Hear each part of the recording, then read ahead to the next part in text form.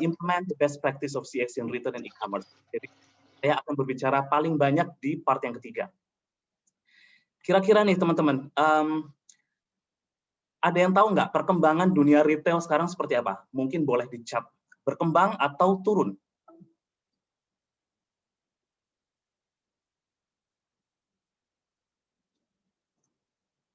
Coba saya lihat. Berkembang. Oke. Hampir semuanya menjawab berkembang. Kita lihat dari data apakah beneran berkembang. Nah, kalau kita lihat dari slide saya ini, teman-teman bisa melihat chart di bagian kiri. Jadi ini adalah retail sales value year on year growth-nya. Jadi bukan number of GMV atau sales. Nah, kalau kita lihat dari month over month mulai dari 2019 di bulan Januari, kemudian di bulan akhir 2019 dan di bulan Maret 2020 ini sangat drop sekali. Jadi sales sendiri untuk retail itu turun drastis di awal pandemi. Tapi yang terjadi adalah mereka suffer a lot sampai di awal 2021, kemudian naik kembali di bulan April, dan di bulan Mei cukup stagnan, stabil, tapi turun kembali secara drastis di bulan Juni. Jadi ini adalah tren dari retail sales sendiri, growth-nya. Jadi kalau kita lihat dari sini, sebenarnya stagnan. Tidak ada perkembangan yang cukup signifikan di industri retail. Tetapi industri retail cenderung sangat terimbas oleh pandemi, banyak sekali toko-toko yang udah tutup, ya. Tapi kemudian berkembang, terutama di bulan April, Mei selama Ramadan dan Lebaran, ya. Dan kembali turun di bulan Juni. Nah, dropnya itu minus 9,7 percentage point in June versus Mei. Kalau kita lihat dari industri retail overall, termasuk e-commerce bagian dari retail. Ya, kita lihat market value-nya di sini adalah in US billion angkanya. 2016 angka dari retail sendiri non e-commerce itu 129,1 dan masih stuck di angka 129,5 setelah 5 tahun. Artinya tidak ada perkembangan yang signifikan, tapi di sini kita lihat yang kuning ini adalah e-commerce sales, dia naik sekali dan contribute to 20% dari total retail industry atau market value di tahun 2020 after 5 years. Artinya ada perkembangan, tapi semua mengarah ke digital. Jadi retail yang dulu mereka mengandalkan sales di toko offline, sekarang mereka mulai bergeser ke online. Kemudian pertanyaan berikutnya, menurut teman-teman semua yang ada di sini, apakah retail sama e-commerce itu sama nggak sih? Coba di chat, sama nggak? Saya lihat. Oke, banyak yang bilang beda. Oke, 2.000 orang menjawab beda. Kalau kita lihat dari sifat atau definisi dari retail sendiri, itu adalah sebuah distribusi chain, di mana kita melayani atau menjual produk ke end customer. Nah, e-commerce itu ada banyak. E-commerce itu bisa jadi website dari company itu yang jualan produk langsung ke customer, atau bisa juga melalui marketplace. Tapi intinya, jika e-commerce itu menjual produk-produknya ke end customer, baik itu melalui online maupun melalui platform maupun melalui website dari company itu sendiri, itu kita sebut sebagai retail. Jadi retail di sini as the universe, ya, yang hijau. Retail adalah bagian atau parents industry dari e-commerce yang melayani B2C service, karena e-commerce itu beda-beda. Ada yang B2B, ada e-commerce yang jualan hal-hal lain di aspek lain. Tapi yang kita fokus di sini adalah e-commerce and B2C. Nah, it's a part of retail industry. Ya, jadi definisinya itu, kenapa kita sebut bagian dari retail, karena memang kita melayani end customer secara langsung, dari penjual langsung ke pembeli. Beda cerita kalau ada beberapa distributor lain seperti grosir, kemudian supply chain-nya tidak langsung ke end customer, nah itu kita tidak bisa sebut sebagai retail. Nah, menyambut era digital yang sekarang sudah sangat berkembang, apalagi during the pandemic, kita tahu semua bahwa ada pergeseran consumer behavior dari yang tadinya offline, kemudian mereka udah berlomba-lomba untuk berbelanja secara online. Nah, apa yang harus dilakukan oleh retailers? Jika teman-teman punya bisnis retail offline, masih punya toko, maka ini harus segera disesuaikan dengan perubahan zaman di era digital.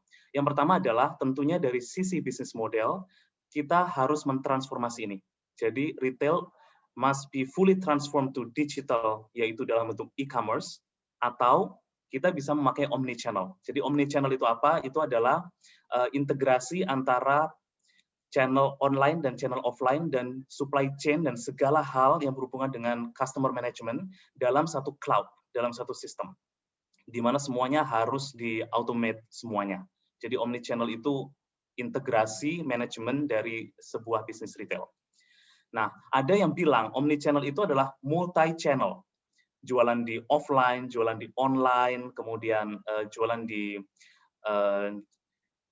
network marketing juga. Nah, apakah itu disebut omni-channel? Itu tidak, itu namanya multi-channel. Jadi beda, omni-channel ini lebih ke manajemen dari multi-channel, sementara multi-channel adalah the channel itself. Kemudian, secara bisnis model harus berubah. Yang tadinya offline bisa secara keseluruhan online atau setengah-setengah, dan secara customer experience strateginya pun juga harus berubah. Jadi, kita tahu bahwa selama masa pandemi, industri retail salah satu industri yang paling terhempas, paling terdampak banyak dari corona ini, karena terbukti setiap hari itu minimarket tutup 400 gerai di awal-awal pandemi dulu. Nah, setelah itu baru disusul oleh supermarket kayak hypermarket, Giant. Nah, itu ada penutupan toko 5-6 gerai setiap hari. Jadi bisa dibayangkan bisnis retail offline ini kalau mereka nggak cepat-cepat untuk mengadaptasi diri mereka, maka akan bangkrut dan akan tutup semua gerainya. Kemudian customer experience ini menjadi penting karena pada saat kita harus manage multi-platform, maka kita harus memberikan service terbaik kepada customer kita. Karena customer, walau bagaimanapun, adalah aset utama dari sebuah bisnis. Penjualan Anda lancar karena customer. Dan akan menjadi sangat capek kalau kita harus acquire new customer over again. Jadi paling bagus pendekatannya adalah kita manage the existing customer, mereka harus balik lagi ke toko kita untuk membeli produk di kita. Kemudian selain itu pentingnya customer experience menurut Kantar.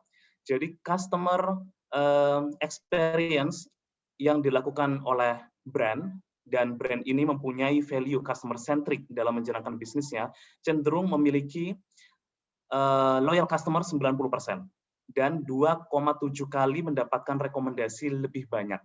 More recommendations itu apa? Ini bisa diukur dari NPS. Nah, kalau teman-teman kurang familiar dengan NPS, nanti saya akan jelaskan di slide berikutnya. Jadi NPS itu adalah sebuah survei untuk mengukur berapa banyak net promoters, customer yang merekomendasikan brand kita kepada sanak, teman-teman, dan keluarga, sehingga mereka mau kembali untuk membeli ke kita, atau mereka mulai menggunakan produk kita. Jadi terbukti dengan CX yang bagus, maka kita akan mendapatkan rekomendasi juga lebih banyak 2,7 kali.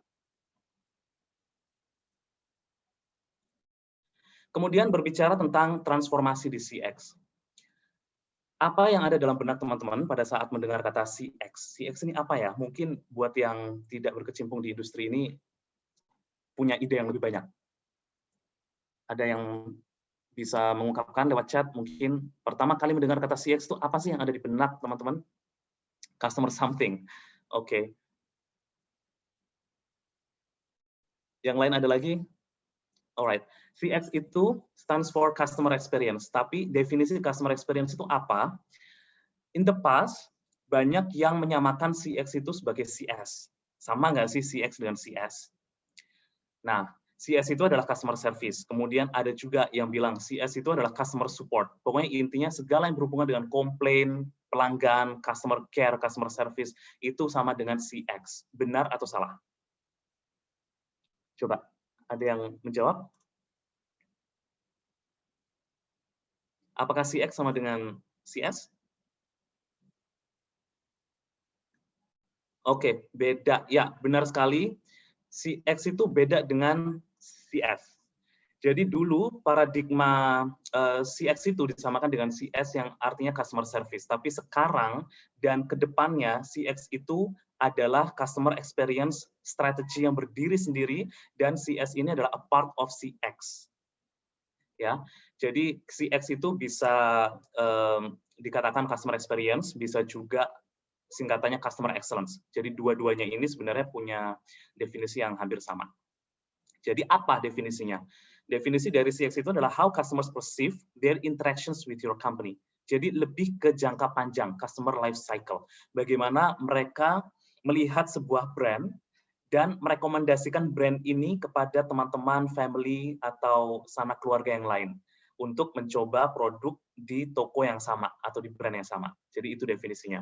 Bagaimana cara untuk bisa mendapatkan trust atau kepercayaan dari para pelanggan sehingga mereka mau rekomend brand kita. Nah, itu tidak panjang. Journey-nya nanti ada customer acquisition funnel yang akan saya jelaskan di slide berikutnya.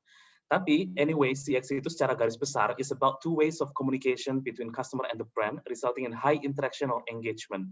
Artinya di sini kita ada komunikasi dua arah antara brand dengan customer, terjadi saling interaksi, baik itu melalui social media, notifikasi, atau cara bagaimana kita menservis mereka secara manusiawi. Jadi bukan lagi seperti robot, yang penting keluhan kalian kelar, setelah itu bye-bye. Enggak.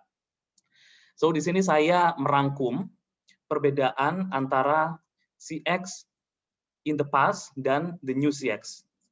Zaman dulu CX itu adalah CS yang indikatornya hanya customer satisfaction atau CSAT pada saat mereka kontak customer service kemudian dapat survei bagaimana pelayanan customer service kami. That's it. Nah, tapi untuk sekarang CX strategy itu justru CS adalah part of the CX. Kemudian dulu banyak sekali para praktisi di CX yang lebih reaktif. Pokoknya yang penting kalau ada komplain kita reaktif, responsif. Nah, itu menjadi sebuah kunci kesuksesan mereka. Yang penting cepat kelarin masalah-masalah customer. Memang benar, nggak ada yang salah. Cuman yang beda, setelah ditransform menjadi CX yang sekarang, semua employee atau praktisi CX, they must be more proactive and predictive. Artinya, proaktif itu adalah sebelum terjadi keluhan pelanggan, maka kita harus proaktif. Pada saat pelanggan itu mengeluh tidak bisa, misalkan tidak bisa menggunakan aplikasinya, atau mereka produknya tiba-tiba di-cancel. Nah, kemudian kita solve the issue, ya udah kita reorder untuk mereka, dan kita kasih mereka voucher, kemudian kita kasih mereka bingkisan, nah itu kan something extra ya. Jadi itu yang disebut dengan proaktif. Kemudian prediktif adalah kita melihat tren, the data, month over month, year over year, pergerakan consumer behavior ini seperti apa, dan khususnya untuk platform e-commerce, setiap bulan itu apa sih yang paling sering dikeluhin oleh customer? Apakah delivery, apakah tentang promotions, apakah tentang browsing, dan lain-lain. Nah, itu kita harus analisis data trennya setahun terakhir, 6 bulan terakhir, per quarter, dan sebagainya, untuk melihat trennya. Jika kita sudah bisa melihat tren, maka kita menjadi prediktif. Bagaimana menjadi prediktif? Dari data itu kita olah, dan membentuk sebuah project management. Jadi kita propose project management untuk improve the CX area-area yang paling impactful untuk kedepannya menghindari komplain yang sama terjadi lagi. Nah, itu yang disebut dengan prediktif. Dan dulu hanya fokus on store decoration and traffic. Yang penting toko gue rame, toko gue colorful, barangnya banyak dan lengkap. Tapi sekarang selain kebutuhan decoration, kita harus melakukan extra mile effort, yaitu dengan omnichannel. Omnichannel dengan database, dengan CRM, management, dan ada retargeting juga, dan sebagainya. Lalu, dulu kita working on silo, atau egocentric. Jadi CX itu kan under customer care. Even in my company juga, CX itu under customer care department. Nah, dulu, gue hanya kerja di CS nih. Ya udah, I don't care with the business update, I don't care with the company vision. Yang penting gimana caranya nyelesain keluhan customer secara cepat. Gimana caranya CS atau call center kita performance-nya bagus. Dulu seperti itu, tapi sekarang nggak bisa.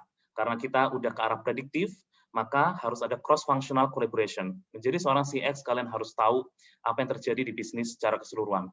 Ada policy barukah, ada feature baru yang di-launch, atau ada intermittent issue, ada bugs, atau tech issue, dan sebagainya. Semuanya harus tahu karena nanti akan berpengaruh terhadap strategi di CX kita seperti apa tahun ini. And then the last but not least is focus on the single aspect resolution. Jadi kalau dulu itu hanya fokus ke CS doang, yang penting bagus performance-nya, that's it. Tapi sekarang kita harus memikirkan end-to-end customer journey, mulai dari mereka datang ke toko, sampai mereka memilih katalog, memilih produk, pricing, dan segala macam, sampai post-purchase experience itu kita pikirin bagaimana untuk memberikan pengalaman terbaik. Nah, ini yang paling menarik. Bisa dilihat kan ya, ini bagian saya. Nah, teman-teman bisa lihat di sini. Kemudian, kalau kita udah tahu nih definisi CX, lalu bagaimana cara mendesain CX yang baik? Karena kalau tadi saya ngomongin holistic, multi collaborations, dan juga end-to-end journey, itu udah saya sebutkan di slide sebelumnya. Bagaimana implementasinya in real untuk mendesain sebuah CX strategy. Jadi kalian harus punya ini, details. Kalau di Lazada, kita punya customer itu ada dua, buyer and seller. Nah, yang paling atas ini adalah CX design kita untuk buyer journey.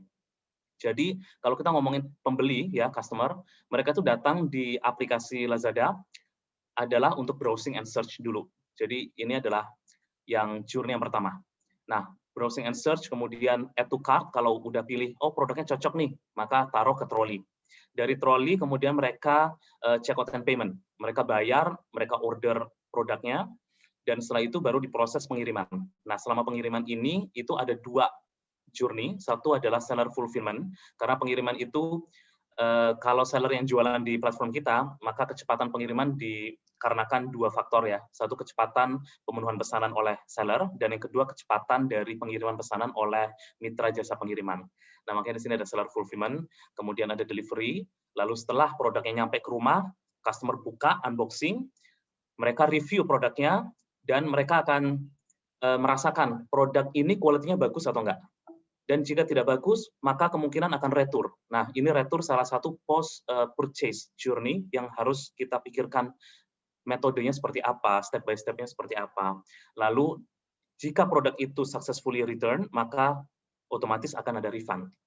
Kemudian bagaimana jika produk itu dibatalkan? Maka ini journey berikutnya, dan jika produk itu dibatalkan, maka harus refund. Jika customer itu memakai metode bayar non-COD. Dan terlepas dari ini semua, apapun permasalahan dari setiap journey ini, pasti ada customer support. Nah, ini CS kita. CS ini pun juga harus kita lengkapi dengan senjata yang cukup mumpuni ya, mulai dari SOP-nya, kalau customer mereka tanya tentang delivery, apa jawabannya, jadi script semuanya harus udah ada, SOP, dan CS ini pun juga bisa menjadi problem solver yang baik. Jadi nggak cuma template doang jawabannya, tapi mereka harus bisa mendengarkan customer dan memberikan solusi. Jadi end-to-end journey untuk buyer kurang lebih seperti ini. Nah, bagi teman-teman yang punya toko online, yang punya toko offline, pasti berbeda journey-nya. Tapi more or less pasti akan sama, mulai dari mereka customer itu pilih produk, sampai pembayaran, sampai pengiriman. Jadi itu please make sure semua experience-nya bagus. Lalu yang kedua, kalau kita ngomongin seller, buat teman-teman yang jualan di marketplace, entah di tempat saya, di Lazada, atau di Shopee, di Tokopedia, kalian pasti mengalami hal ini. Yang pertama adalah onboarding atau sign up, ya. Setelah di sign up, baru training, baru setelah itu, setelah kalian training dan di-approve, oke, sellernya bisa live, maka berikutnya adalah upload SKU, ya, content and listing.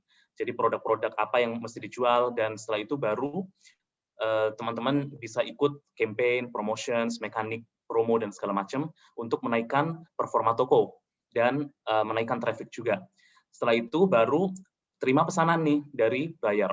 Dan terima pesanan maka akan ada proses order management. Order management ini bisa juga FBL. FBL ini adalah fulfill by Lazada. Jadi buat seller yang kalian tidak punya gudang sendiri, kalian tidak punya pegawai untuk memanage semua pesanan dari customer, kalian bisa pakai jasa di tempat kita, yaitu FBL. Itu semua gudang kita pinjemin, semua pegawai untuk seller semuanya. Kita kerahkan, termasuk juga dengan sistem supply chain-nya juga dari kita.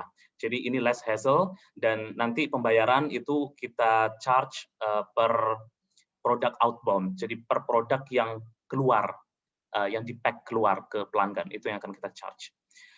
Kemudian setelah menerima pesanan, baru ke pengiriman. Nah, pengiriman ini juga pengalamannya harus kita pikirkan nih, bagaimana pick up, bagaimana drop off-nya, lalu bagaimana kecepatan 3PL, apakah ada sync status, dan segala macam.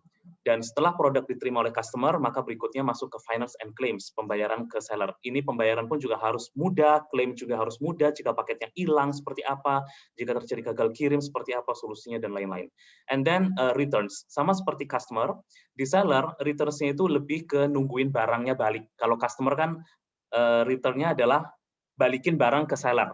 Nah, kalau seller justru tungguin barang dari customer. Ini pun journey-nya harus benar-benar seamless.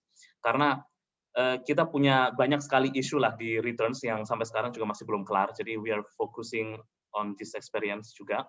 Kemudian setelah returns ada rating management, dan in case ada technical issues, mereka harus kemana? Mereka harus ke CS. Jadi ada beberapa di aplikasinya seller atau di seller center, ada platformnya sendiri gitu. Kadang kita menemukan technical issues, entah itu bugs, tiba-tiba pesanannya jadi double, atau AWB, RW bill-nya itu nggak bisa di-print. Nah, hal-hal semacam itu adalah technical issues, dan bagaimana kita secara cepat menangani hal-hal tersebut, kemudian menemukan root cause-nya apa penyebabnya, jangan sampai itu terjadi lagi di masa depan. And then CS sama juga dengan buyer, kita ada customer support khusus untuk seller, namanya PSC. Jadi PSC sekarang kita udah punya 2, khusus untuk logistik issue dan yang non-logistik. Gitu. Jadi semua desain ini harus benar-benar dipikirkan, dan komponen-komponennya bisa di drill down lagi per journey, karena ini anak-anaknya pasti banyak banget. Dari data operations, seller itu pain point-nya apa, buyer pain point-nya apa, dan kita harus pikirkan solusi yang terbaik apa. Aku berhenti sampai di sini dulu. Ada pertanyaan nggak? Oke, aku bantu, Mas. Ini ada satu pertanyaan dari Laurentia Esmeralda. Pertanyaannya adalah, apakah ada perbedaan antara customer experience dan UX? Apakah customer experience ini berarti untuk user yang memang sudah convert jadi customer? Oke, customer experience adalah subject, dan UX adalah noun atau kata benda. Jadi UX itu lebih ke user experience. UX itu hanya untuk yang online ya, hanya untuk e-commerce. Jadi misalkan kalian klik add to cart, kemudian nanti muncul pop-up atau apa, dan ternyata somewhere itu ada yang missing. Jadi apa yang kalian udah tambahin ternyata nggak masuk di trolley. Nah itu masuknya ke UX. Jadi UX itu adalah tampilan dari UI, tapi proses step by step-nya yang terjadi jika customer itu klik di menu tertentu. Nah, itu namanya UX. Jadi kemudahan mereka dalam memakai aplikasinya. Sementara customer experience is more than UX. Jadi dia lebih ke payung besarnya yang terdiri dari yang tadi saya bilang logistik termasuk CX. Jadi misalkan teman-teman order nih, kok lama banget ya, nggak nyampe-nyampe paketnya. Ternyata banyak nih yang komplain di periode tertentu lama nggak nyampe. Nah, itu termasuk CX. Jadi pain point dari buyer, gimana caranya kita memberikan delivery lead time yang lebih cepat, dan buyer pun juga nggak akan komplain. Itu one part of CX. Jadi CX itu payungnya yang lebih besar, sementara UX adalah part of CX untuk bagian lebih ke apps experience. Gitu. Oke, thank you Mas Heru. Mungkin bisa next. Oke. Ke pertanyaan lain. Nah, aku akan next. Kalau ada retailers yang masih punya toko offline nih, kira-kira desain yang bagus seperti apa ya? Tadi saya bilang omni-channel. Yes, omni-channel itu memang penting. Tapi kalau teman-teman punya toko offline, ini pun juga harus didesain semudah mungkin. Jadi tokonya itu harus benar-benar fresh secara desain, dan kalau bisa juga integrate antara O2O. O2O itu adalah online to offline. Jadi misalkan saya di Lazada jualan voucher McDonald's, ya voucher discount. Nah, voucher McDonald's itu bisa dibeli lewat aplikasi. Tapi redeem-nya teman-teman bisa datang langsung ke restoran. Jadi di redeem pakai barcode, di-scan, dan makan di tempat. Nah, itu namanya O2O. Jadi menghubungkan antara online to offline experience. Kemudian automated checkout ini juga harus dipikirkan, virtual, try out in the changing room. Jadi untuk toko yang jualan fashion, itu bagaimana fitting room-nya ke depannya. Lalu kalau misalkan tidak ada fitting room, mungkin bisa ditampilin kali ya, augmented reality. Jadi ada kayak video kalian mainan boneka terus kalian masukin busana A, busana B matching atau enggak gitu. Jadi kedepannya harusnya seperti itu. Bagaimana retail yang punya store menghadapi perkembangan di era digital dan lebih ke self service karena walau bagaimanapun peran dari kasir, peran dari human resources itu nantinya akan tergantikan semua oleh teknologi dan mesin. Nah, sekarang saya akan masuk ke strategi. Jadi, bagaimana untuk membuat strategi CX? Kalau tadi kan saya sudah katakan ada desain. Jadi, desainnya udah jelas nih ya. Nah, kalau di CX itu kita punya piramida. Sama seperti kalian di marketing, itu pasti punya piramida. Mulai dari awareness, mulai dari mereka take action, sampai advokasi. Nah, itu ada level-levelnya. Jadi, piramid paling atas itu piramid yang paling sulit untuk kita capai. Artinya udah engage ya, udah lebih ke engagement. Nah, di CX sama, piramid yang paling bawah ini adalah useful. Artinya produk atau brand atau service teman-teman yang tawarkan kepada pelanggan itu harus benar-benar berguna. Jadi pokoknya ada nilai tambahnya lah dibandingkan dengan yang brand yang lain. Nah, selain itu, selain punya nilai tambah, misalkan price-nya lebih rendah atau punya ada tambahan voucher misalkan atau ada tambahan bonus atau items. Dan yang kedua adalah easy. Meskipun useful-nya dapat, tapi kalau easiness-nya nggak dapat, wah ini kok susah banget ya, gua redeem voucher, bolak-balik gagal, dan yang sama kayak pertanyaan tadi, UX-nya kok carut-marut, berantakan, orang kan jadi ilfeel, nggak mau terusin. Nah, jadi selain useful harus easy to use, dan selain itu harus fun. Jadi fun itu menyenangkan secara emosi, wah produknya bagus, udah gitu gampang di-redeem, dan pelayanan customer service-nya oke. Dan banyak brand-brand yang juga join di promotion-nya. Nah, semuanya itu fun, kemudian materi promosinya pun juga fun. Itu baru CX bisa menjadi sustain ya. Jadi lebih everlasting. Kemudian yang paling penting dari sebuah CX itu saya akan highlight ada 3 pilar. Jadi 3 pilar ini based on my experience, tapi kalau teman-teman nanti baca buku mungkin bisa juga beda teorinya, tapi kalau ini yang saya pakai based on my experience. Jadi the success of CX itu kita harus bisa mengkombinasikan 3 komponen, yaitu people, technology, and research and data. Nah, ini 3 harus ada, karena kalau salah satu hilang, udah wassalam. Maksudnya apa? Kita bahas satu persatu. People. Di CX, kita bisa nggak kerja sendirian? Cuman ngutuin customer service doang, cuman ngutuin UX doang, bisa nggak kita bekerja sendirian? Kita harus kolaborasi ya dengan departemen yang lain. Nah, itu dia yang dinamakan people. Kalau kita tidak punya koneksi yang bagus, kita tidak bisa bekerja sama dengan departemen yang lain, kita tidak memahami masalah mereka, kita tidak memahami customer pain point, tapi kita langsung, hey, departemen itu ada masalah loh, produk quality lo itu buruk banget, ini komersial, tolong dong, bla bla bla. Kita hanya ngejudge mereka yang jelek-jelek, tapi kita tidak memahami the process of the business, otomatis proposal kalian pun juga ditolak. Jadi ini sama seperti halnya kita deal dengan pemerintah. Jadi sebelum datang ke stakeholders itu udah ada data yang lengkap, proposal, insight, apa yang customer mau, dan apa yang bisa kita improve. Nah, itu yang disebut dengan multi-stakeholders collaborations. Dan selain itu, di CX internal sendiri, tim kalian harus kuat. Karena kalau kita bekerja sendirian dengan berpikir atau memikirkan strategi platform end-to-end, ini kan besar sekali skopnya, ya udah, you're gonna die. Mungkin baru 3 bulan udah resign, udah cabut, atau mungkin udah wassalam. Nah, yang kedua adalah research and data. Dari mana kita tahu customer itu maunya A, customer itu maunya B, dan bagaimana cara kita untuk bisa meningkatkan experience di setiap journey yang di slide awal tadi saya sebutkan. Nggak mau asal tembak kan, jadi biar tepat sasaran, maka itu harus based on research. Dan yang terakhir, teknologi. Memang ada beberapa solusi yang tidak memerlukan teknologi, jika itu terkait dengan human error, jika itu terkait dengan business process atau business flow, kita tidak perlu teknologi. Tapi jika itu terkait dengan efisiensi, terkait dengan UX, terkait dengan bugs atau masalah yang dalam jumlah massal dan tidak bisa diselesaikan dengan tangan manusia, maka teknologi ini harus ada.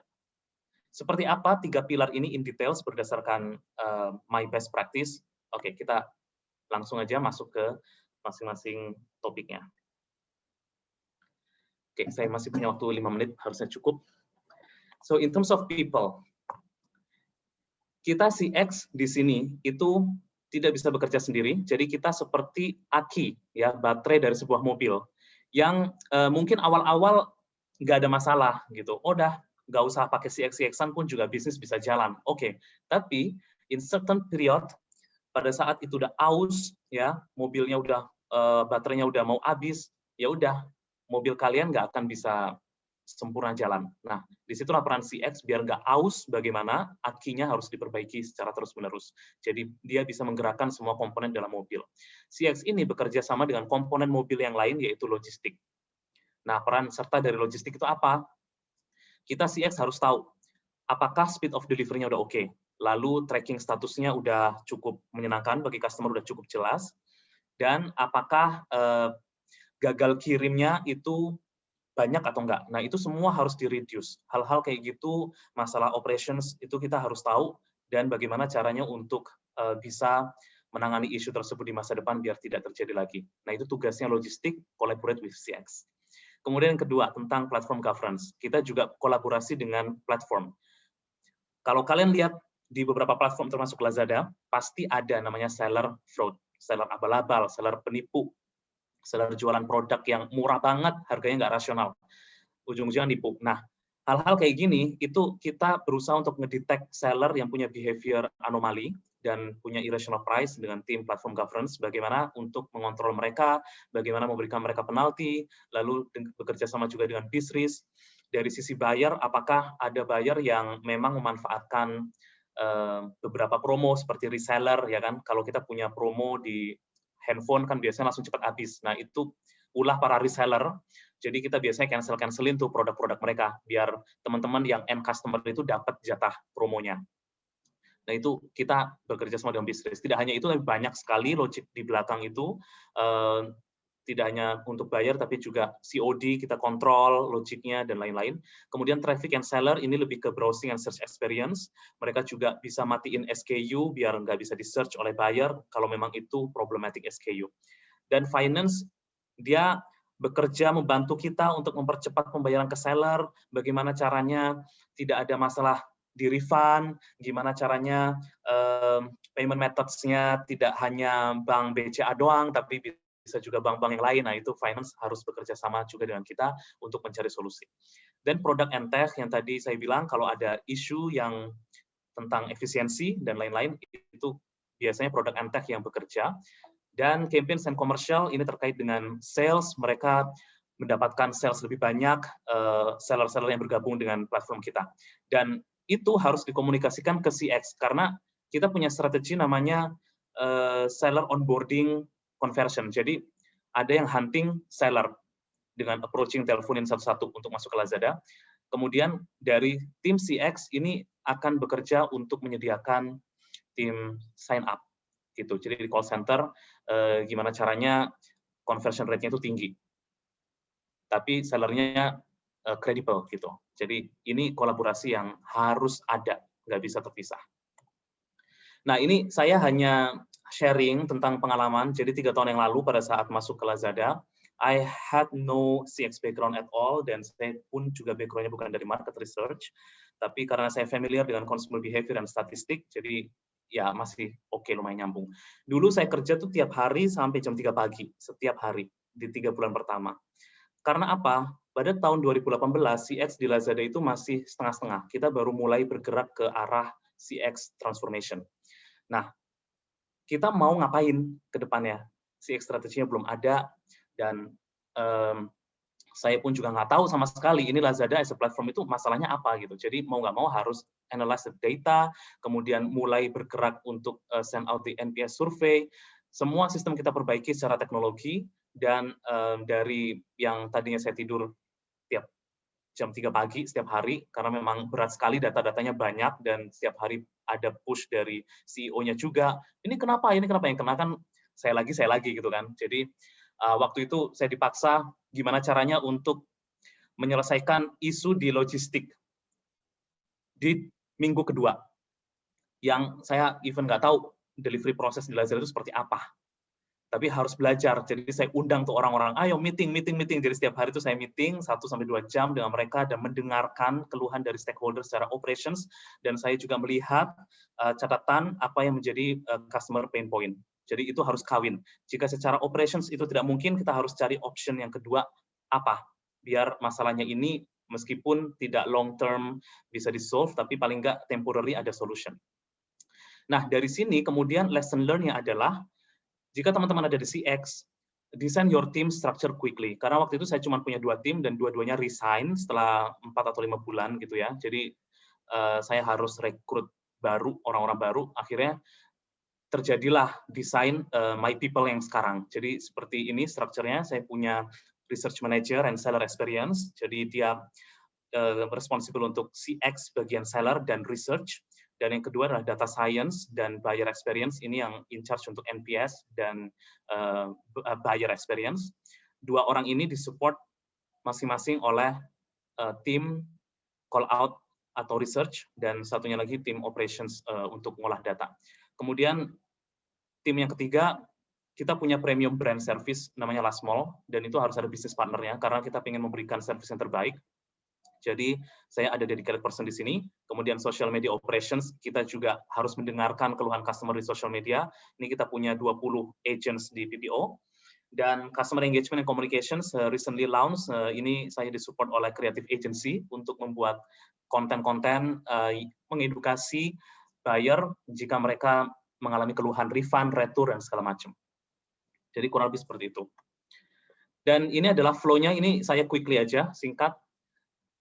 Bagaimana kita bekerja dengan stakeholder? Satu, data ya. Jadi dari data, survei, kemudian kita sampaikan kepada top level management dan ke head of department. Jadi yang relevan aja topiknya. Kemudian mendengarkan apa yang bisa mereka lakukan untuk kita, untuk CX. Apa yang tidak bisa, apa yang bisa. Apa yang menjadi priority. Karena kalau ngomongin CX kan end-to-end banyak sekali action plan-nya. Dan waktu kita terbatas. Kita punya target dalam 1 semester harus naik sekian skor, sekian poin, dan sekian poin. Maka dari itu, kita punya target per quarter itu ada priority project. Baru resulting the project management. Dan di project management ini harus clear timeline-nya, KPI-nya apa, dan ada measurement impact-nya before and after. Dan after that, if it is success, then you gain the trust from the stakeholders. Setelah itu, ngomong ke mereka pun juga lebih gampang. Jadi kita butuh, tolongin dong, gue ada masalah ini nih, bantuin ya untuk part ini. Oh ya, oke, sip. Jadi akan ada trust dan kolaborasi yang proaktif ke depannya. Oke, untuk research and data, kita udah tahu customer kita terdiri dari buyer and seller, dan kalau kita ngomongin buyer and seller, bagaimana mereka bisa datang ke platform kita? Otomatis melalui customer acquisition funnel, dan ini nggak murah karena it's all about the investment. Kita invest di media, kita invest di campaign untuk boost up the awareness level. Jadi dari awareness, maka kedua adalah acquisition pada saat user itu register di Lazada. Dan setelah itu baru kita activate mereka dengan adanya notifikasi, kemudian mereka tahu promo-promo kita, bagaimana membuat mereka aktif di platform, sampai akhirnya ke conversion. Nah, conversion ini definisinya adalah how to convert the users to be the buyer atau seller. Ya.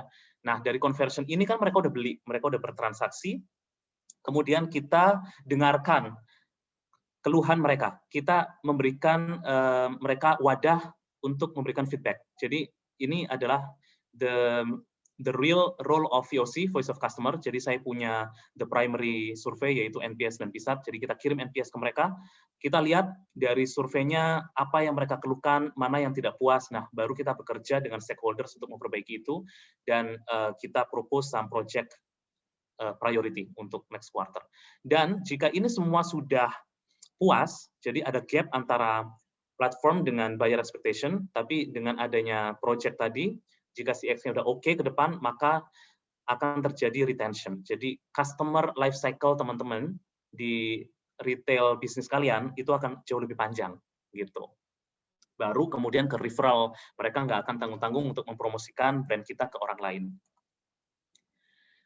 Kemudian kalau kita ngomongin research, dari mana sih data yang kita dapetin? Satu, kita punya namanya FBI dashboard. Ini adalah business intelligence. Kita punya dashboard untuk setiap KPI operations, mulai dari commercial, mulai dari customer care, logistik, semuanya kita hitung. Kemudian yang kedua kita punya NPS survei dan kita punya PSAT survei, ini khusus untuk seller, kalau yang NPS untuk buyer. Jadi dua survei ini adalah our primary survey dan kalian harus punya ini jika bisnisnya udah gede. Ya. Jadi biar tahu feedback customer itu ini. Kemudian yang keempat adalah kita melihat dari third party data atau ada market intelligence. Kondisi market sekarang gimana ya? Kenapa sih penjualan kita turun? Atau kenapa satisfaction score kita itu turun di bulan ini? Dan kalau kita lihat dari data di dashboard, nggak ada apa-apa tuh, secara ops semuanya oke-oke aja gitu. Meskipun memang seringkali antara NPS dan PSAT score ini sangat berkorelasi dengan data operations kita. Jadi kalau data operations kita turun, biasanya memang mereka tidak puas dan akhirnya skor NPS atau PSAT kita jeblok. Nah, tapi in case tidak ada korelasi antara data di FPI dengan survei, third party pun juga nggak ada data, maka yang harus kita lakukan adalah melakukan ad hoc survey. Jadi market survey is really important to capture something yang tidak bisa dilihat dari kuantitatif data. Nah, surveinya ini bisa berbentuk kuantitatif atau kualitatif, tergantung kebutuhan teman-teman. Kemudian dari data yang udah kita kumpulkan, kita melihat benar nggak sih kita cross-check data dari customer itu mereka nggak sukanya dengan ini, lalu kita cross-check dengan CS Tickets, oh benar, correlate gitu. Atau survei data and ops performance tadi yang saya bilang pertama. Kemudian yang ketiga, check the actual UI UX. Mereka mengeluh nggak? Kalau misalkan ada keluhan tentang UI UX, kita harus coba sendiri tuh. Saya tanya ke tim, cobain dong UX-nya untuk bagian delivery, benar nggak sih? Mereka itu komplain ini karena memang kitanya kurang oke UX-nya. Dan ternyata benar. Nah, ini yang harus kita highlight ke manajemen untuk di-enhance kemudian. Kemudian, in terms of business process, SOP-nya udah benar belum? Ada yang miss belum? Nah, ini harus dicek juga. Kenapa terjadi komplain? Apakah ada sesuatu yang memang tidak puas di sini? Dan others. Oke, yang terakhir saya akan bicara tentang teknologi. Ingat, teknologi is the key ya.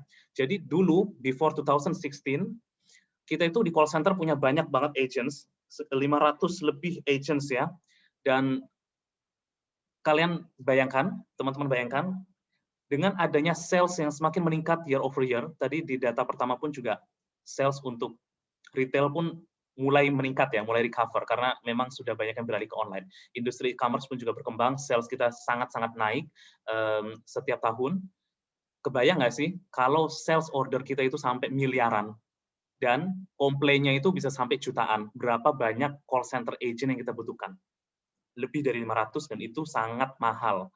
Nah, oleh karena itu, selain kita punya agent di call center, kita dulu punya tim manual order verification. Jadi setiap order yang masuk nih di-verify sama tim, dilihatin, oke, cocok nih. Oke, bayarnya adalah trusted buyer. Oke, langsung kita proses ke payment. Nah, dulu kita manual. Dengan berkembangnya sales, ini nggak akan mungkin, nggak akan sustain. Yang ada malah nambah orang, nambah cost, dan bisa-bisa orang se-Jakarta bisa kerja hanya untuk Lazada doang. Nah, oleh karena itu, mulai tahun 2016, kita ada chatbot, ada help center. Ini udah bergerak ke arah self-service, di mana buyer and seller, mereka udah bisa untuk menyelesaikan masalahnya dengan melihat artikel. Kalau mereka komplain A, maka chatbot bisa membantu dengan jawaban yang udah kita sediakan. Jadi chatbot ini sangat mengurangi headcount. Sekarang headcount kita berkurang more than 50% karena adanya efisiensi di teknologi ini.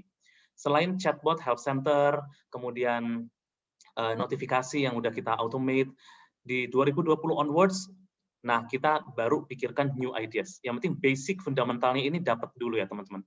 Baru kalian pikirkan innovation, kalian pikirkan sesuatu yang berbeda di tahun-tahun berikutnya. Nah, ini paling penting. Selain kita punya teknologi di call center, kita juga harus punya teknologi atau sistem CRM ya. Tapi CRM-nya beda dengan CRM marketing. Kalau di customer care kita mengirimkan message notifikasi untuk pre-purchase dan post-purchase experience. Untuk pre-purchase sendiri kita ada step-stepnya. Jadi yang kita kirim notifikasi itu nggak semuanya. Hanya ini yang paling penting, order verification, payment verification, fulfillment alert. Jadi buyer mostly akan bertanya, order saya udah di-verify belum ya? Kan udah bayar gitu. Atau order saya udah sampai mana nih? Nah, itu perlu untuk fulfillment dari seller. Kemudian post purchase-nya kalau untuk pengiriman, jika pengiriman itu telat, maka harus ada notifikasi. Hey, paket Anda kemungkinan akan telat datang karena bla bla bla. Nah, itu kita kirimkan dan kurir menuju ke tempat Anda. Nah, itu semuanya udah ada semua, teman-teman, di delivery. Kemudian cancellation and refund. Ups, pesananmu dibatalkan nih karena stoknya habis, misalkan. Dan refund-nya seperti apa. Kemudian return and refund pun juga sama. Step by step return kita ada notifikasi sendiri. Jadi ini semua kita automate. Karena kalau kita mengandalkan manusia, aduh, kebayang nggak sih betapa liarnya untuk memanage ratusan juta order yang masuk di platform dan kita cuma punya pegawai berapa orang. Nah, ini tadi masalah message. Channel apa yang kita pakai? Satu, email. Ya, kita punya auto email. Dua adalah auto SMS. Kita punya SMS. Tapi SMS ini mahal. Jadi teman-teman harus pikirkan 2 kali kalau mau pakai SMS. Bisa, tapi apa harus dikombin dengan WhatsApp misalkan. Nah, sekarang yang paling murah itu justru WhatsApp. WhatsApp itu lebih murah harganya daripada SMS. Nah, ini bisa juga teman-teman coba. Lalu push apps ini justru gratis, tapi ini hanya untuk bisnis yang memang mereka punya aplikasi. Kalau teman-teman bisnisnya retail dan belum punya aplikasi, push apps ini belum bisa lah ya dilakukan. Jadi, ya let's focus on the 3 channels. Kemudian, bagaimana cara kita CX memanage technology request? Kalau kita menemukan sebuah case, maka kita harus ada business impact-nya. Case itu harus luar biasa impactful terhadap bisnis kita. Karena kalau nggak gitu, mereka nggak akan masukin ke priority list. Dan setelah kita lengkapi data-datanya, kemudian impact terhadap penjualan, impact terhadap kerugian buyer itu berapa banyak komplain yang bisa kita kurangi jika salah satu feature ini akan kita launch. Nah, itu pertanyaannya ada di situ. Kemudian setelah itu baru tim teknologi akan melakukan priority list. Jadi dari kita harus punya priority list juga. Nanti mereka akan melakukan assessment lagi, apakah masuk P0 atau P2. P0 itu top urgent, P2 nanti bisa nanti. Jadi nggak terlalu urgent. And then prepare the PRD. PRD adalah product requirement details. Itu seperti flow-nya seperti apa, dari step by step-nya, nanti customer journey-nya seperti apa, UX-nya seperti apa, itu nanti harus ada desainnya. Dan analyze the potential risk. Pastinya, semua feature itu punya benefit dan punya resiko. Resikonya apa? Oh, dengan adanya ini nanti buyer udah nggak bisa gini lagi nih. Gitu. Itu harus kita pikirkan. Apakah potential risk-nya lebih besar dari benefit-nya atau sebaliknya? Kalau lebih besar resikonya, maka ini akan di-drop. Nggak akan dilanjutkan ke prototype. Terakhir adalah prototype and UAT. Jadi semuanya udah agree, priority list udah oke, dan desain mockup udah oke, baru mereka akan melakukan prototype. Biasanya kita melakukan di UAT session. Itu belum kita launch di customer, tapi kita bisa mencoba secara live. Gitu. Nanti ada problem apa, maka akan di-fix langsung oleh teknologi. Jadi ini important to see the mockup sebelum kita launching ke customer. Oke, kira-kira seperti itu ya teman-teman, the best practice-nya, kemudian cara untuk berpikir secara logis dan sistematik untuk menghasilkan CX strategi yang proper, yang sesuai dengan perkembangan zaman sekarang. Any questions? Let me know. Garay, back to you. Oke, thank you so much Mas Aero. I think benar-benar lengkap, benar-benar daging ya kalau kata teman-teman yang sering datang ke Apiari itu kalau informasinya sangat lengkap itu daging banget dan I think ini sangat membantu teman-teman yang hadir pada hari ini. Thank you so much. Nah, kalau misalnya teman-teman ada pertanyaan langsung aja drop karena kita akan masuk ke Q&A session nih ya. Nah, cuman sebelumnya nih kalau tadi kan teman-teman tahu nih Mas Aero tuh udah menjelaskan mengenai yang namanya teknologi juga, CX kemudian di-collab dengan teknologi itu seperti apa, kemudian gimana kita pentingnya untuk melihat customer atau kita lebih customer centric gitu, dan kita memahami customer itu sukanya apa, kemudian kita tahu nih tools-tools apa sih yang bisa kita gunakan dan tepat. Seperti tadi Mas Aero udah info juga kayak bisa menggunakan email, kemudian WhatsApp, dan lain-lain. Nah, ini kita juga ada mau sharing ini. Mungkin teman-teman ada yang wondering, emang bagaimana sih hasil yang bisa didapatkan jika kita menggunakan tools tersebut? Apa sih value-nya kemudian untuk kita dan untuk customer kita? Nah, ini akan dijelaskan sama Irwing Antonio yang merupakan Mid Market Account Executive dari Twilio. Nah, mungkin, halo Irwing. Halo. Bisa unmute, Irwing? Halo. Ya, oke. Ya, jadi teman-teman nanti kita bisa melihat secara lebih jelas lagi dan lengkap hasilnya apa dengan menggunakan cloud communication atau platform communication yang lebih tepat untuk customer teman-teman di dalam bisnisnya teman-teman, khususnya di sini retail dan e-commerce ya. Kalau gitu aku langsung serahkan ke Irwing. Terima kasih. Oke, saya akan share screen saya. Mungkin saya bisa di-enable untuk screen sharing-nya. Oke, sudah tadi sebentar kita coba. Oke, yap. Sudah? Ya. Ya. Oke, bisa lihat screen saya ya. Aman. Yap. Oke, jadi tadi kan dari Mas Aero sempat cerita untuk dari pengalaman dia untuk customer experience sendiri ada 3 hal yang paling penting ya, dari sisi people, research and data, kemudian dari teknologi sendiri. Nah, saya dari Twilio akan jelaskan dan akan explore lebih lanjut mengenai sisi teknologinya sendiri. Jadi apa dari Twilio yang kita bisa bantu untuk teman-teman dari sisi teknologi untuk meningkatkan customer engagement untuk retail dan e-commerce. Jadi sebelumnya saya mau kenalkan dulu untuk Twilio-nya sendiri untuk teman-teman yang di sesi pertama belum datang. Jadi biar kita sama-sama ngerti Twilio itu sebenarnya apa sih. Nah, jadi Twilio adalah customer engagement platform. Kita punya lebih dari 10 juta developers di community kita. Kita sudah support lebih dari 220.000 bisnis di lebih dari 180 negara. Nah, mungkin teman-teman setuju nggak nih dengan pernyataan ini? Every business is a relationship business today. Jadi sekarang dari bisnis itu banyak banget yang sudah bisa menyediakan produk yang paling murah. Juga sudah banyak yang bisa menyediakan produk yang paling bagus kualitasnya. Tapi nggak semua bisnis bisa menyediakan value add di mana relationship adalah nomor satu. Dan dari situ teman-teman bisa menjadi value add sendiri dari kompetisi, yaitu membuat relationship dengan customer itu lebih bagus lagi. Nah, disitulah Twilio bisa bantu. Yang pertama, dari sisi omnichannel sendiri, jadi dari Twilio bisa bantu teman-teman untuk connect ke customer di channel yang customer pilih.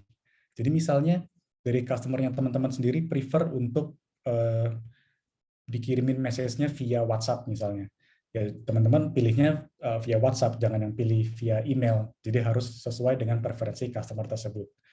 Yang kedua, unified data. Jadi data dari customer teman-teman itu nggak terpisah-pisah di tim marketing, ada yang dari tim service, ada dari tim sales, tapi semua jadi satu sehingga punya view yang lebih komprehensif tentang customer teman-teman. Kemudian seamless journey, ini dari sisi Twilio yang bisa bantu untuk mengkoordinasi setiap touch point supaya setiap conversation teman-teman ke customer itu terasanya seamless. Selanjutnya individualized experience, jadi dengan data-data yang unified tadi itu membuat pengalaman dari customer teman-teman terasanya tuh punya ada personalisasi tersendiri.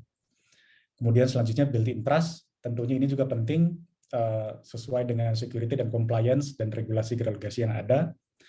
Dan yang terakhir dan tidak kalah penting itu optimize for builders. Jadi mungkin di antara teman-teman di sini yang berasal dari software developer teams atau yang programmer itu tentunya tahu betapa pentingnya menggunakan API yang dokumentasinya yang lengkap, yang mudah diintegrasikan dengan CRM atau sistemnya teman-teman. Nah, Twilio terkenal sangat mudah untuk dari software developer sendiri. Nah, ini sekilas mengenai Twilio platform. Saya nggak akan bahas detail untuk di sini, jadi briefly aja. Kita mulai dari yang paling bawah, Super Network. Jadi Super Network Twilio itu bisa dibilang backbone dari produk-produk Twilio, di mana kita punya network dengan minimum 4 telco di setiap negara. Jadi di situ kita ada reliability dan durability. Jadi misalnya ada satu telco yang fail, itu kita punya failover ke 3 telco sisanya. Jadi bahkan dari customer atau teman-teman nggak akan merasakan adanya fail, karena itu semua akan dihandle dari tim Super Network dari Twilio. Kemudian yang biru ini, channel APIs, itu channel-channel yang kita provide sebagai media komunikasi, teman-teman berkomunikasi dengan customer. Jadi mulai dari SMS, voice, email, video, chat, WhatsApp, even Facebook Messenger, itu semua kita bisa provide. Nah, tergantung dari komunikasi dan kontennya sendiri seperti apa, itu nanti balik lagi ke use case teman-teman sendiri-sendiri. Nanti saya juga akan bahas di slide berikutnya. Kemudian untuk identity itu use case-nya misalkan kalau teman-teman butuh SMS OTP untuk verifikasi atau two-factor authentication misalnya. Atau intelligence untuk membuat chatbot, orchestration untuk pembuatan struktur programming dengan menggunakan Twilio Studio, dan yang paling terakhir Twilio Solution. Yang pertama kita punya Twilio Flex, itu complete set tools dari kita untuk membuat contact center. Jadi semua sudah terintegrasi, tinggal diimplementasikan aja di sistemnya teman-teman. Kemudian marketing campaign itu misalnya untuk mengirimkan email blast ke customer misalnya tiap minggu dengan otomatis, dengan reporting dan analisis yang secara real time, itu kita udah bisa provide di marketing campaign. Oke, jadi kita sudah belajar Twilio itu apa. Sekarang saya mau masuk ke retail landscape. Sekarang seperti apa kondisinya. Nah, jadi kita tahu ini studinya kita ambil dari berbagai macam studi. Jadi untuk customer retention yang menggunakan omni-channel engagement itu secara rata-rata 89% itu customer-nya akan tetap menjadi customer kita. Jadi omni-channel itu sesuatu yang penting untuk dilakukan teman-teman. Kemudian yang kedua, untuk personalization sendiri, jadi 80% consumer itu lebih memilih personalized experience. Selanjutnya tentang AI dan chatbots. Jadi 59% retailers itu melihat adanya peningkatan secara NPS 3+ poin untuk retailer yang menggunakan AI dan chatbots. Dan yang selanjutnya untuk frictionless CX, 87% US shoppers itu lebih memilih toko yang punya touchless atau self-checkout option. Tadi mungkin bisa dilihat dari slide-nya Mas Aero sendiri, memang ini sejalan dengan tren yang ada. Jadi customer memang lebih memilih toko-toko yang punya pilihan self-checkout. Kemudian ini adalah customer preference yang baru yang kita temukan di retail. Jadi ini studi di April 2020, studi dari Forbes menyatakan bahwa terdapat kenaikan sebanyak 68% untuk online orders dari tahun ke tahun. Kemudian yang kedua, ada peningkatan sebesar 259% untuk model BOPIS. Jadi BOPIS itu buy online, pick up in store. Jadi misalnya kalau teman-teman order something dari website atau dari app, kemudian barangnya diambil di toko offline, itu namanya model BOPIS. Jadi itu terjadi peningkatan hampir 2,5 kali lipat. Dan selanjutnya 9 dari 10 customer itu memilih retailer berdasarkan convenience. Jadi dari sini bisa dilihat betapa pentingnya convenience untuk teman-teman yang di bidang retailer dan e-commerce. Nah, jadi kita udah ngerti Twilio itu apa, kita udah dengar sebenarnya landscape retail itu seperti apa. Nah, berarti kita harus gimana sih sekarang? Kita harus implementasi teknologinya dari sisi apa? Best practice-nya seperti apa? Nah, ini saya menggunakan framework ini, jadi ada 3 tahap yang bisa teman-teman lakukan untuk mendeliver omni-channel customer engagement. Yang pertama dari sisi engage di sebelah sini. Jadi dari sini teman-teman mungkin bisa menginformasikan jam buka toko misalnya, atau yang kedua untuk appointment reminder, selanjutnya untuk promotion dan email campaign, atau mau melakukan click to call customer service atau abandon cart notification. Kemudian selanjutnya untuk yang serve, misalkan untuk membuat remote contact center atau curbside pickup instruction. Ini curbside pickup instruction maksudnya untuk model BOPIS tadi, misalkan teman-teman order something lewat website atau app dan barangnya mau diambil, mau di pick up di lokasi tertentu, ini maksudnya seperti ini. Yang selanjutnya contactless delivery notification, dan kemudian selanjutnya lagi stock alert. Ini mungkin yang paling populer untuk teman-teman di retail. Jadi untuk menginfokan customer, oh stok barang ini masih ada atau sudah habis. Yang kemudian juga untuk employee communication dan video untuk clienteling dan commerce. Dan masuk ke berikutnya yaitu maintain. Ini bisa mengenai satisfaction survey, jadi kepuasan pelanggan yang bisa diukur oleh survei-survei itu. Kemudian subscription program, kemudian ada auto replenishment reminders, identity verification, maksudnya ini lebih ke tadi OTP dan two-factor authentication, touchless checkout, kemudian yang terakhir untuk digital drop dan event broadcast. Nah, mungkin tadi teman-teman agak bingung ya, nggak kebayang ini sebenarnya aplikasinya seperti apa sih di bisnisnya teman-teman sendiri. Mungkin satu sisi teman-teman bisa ngelihat dari poin-poin ini dan ngelihat apa nih yang teman-teman berminat untuk kerjakan. Misalkan, oh sekarang saya sudah punya notifikasi ke customer saya nih untuk jam buka toko, tapi saya mau ada promotion dan email campaign. Nah itu sesuatu yang Twilio bisa bantu. Atau misalkan teman-teman, oh saya udah beres nih untuk yang bagian engage, saya mau mulai ngerjain yang serve, saya mau bikin remote contact center karena banyak terjadi komplain dari customer misalnya. Nah untuk pembuatan remote contact center ini juga sesuatu yang Twilio bisa bantu. Nah untuk lebih kebayang lagi, saya pakai diagramnya dari Mas Airo tadi untuk menjelaskan buyer's journey ya, dan di mana Twilio bisa bantu. Jadi kita mulai pertama-tama dari sisi kiri, browsing dan search. Jadi misalnya customer-nya teman-teman lagi browsing-browsing aja nih, pengen cari-cari barang, kemudian tiba-tiba ada email, teman-teman ngirimin email untuk customer-nya teman-teman berupa promosi dan marketing campaign, misalkan untuk kita ada promosi loh untuk 11.11 nanti di 11 November. Jadi customer-nya teman-teman tadinya cuma browsing-browsing, karena dia dapat email tersebut, customer-nya jadi masuk ke website-nya teman-teman, kemudian selanjutnya melakukan login dan registrasi. Nah, biasanya untuk login dan registrasi itu kan butuh OTP. Nah, OTP sendiri bisa lewat WhatsApp atau email, itu sesuatu yang bisa kita bantu juga lewat Twilio WhatsApp. Kemudian dari customer sendiri setelah lihat-lihat barangnya, kemudian add to cart dan check out dan melakukan pembayaran, selanjutnya butuh apa sih? Oh, butuh order confirmation.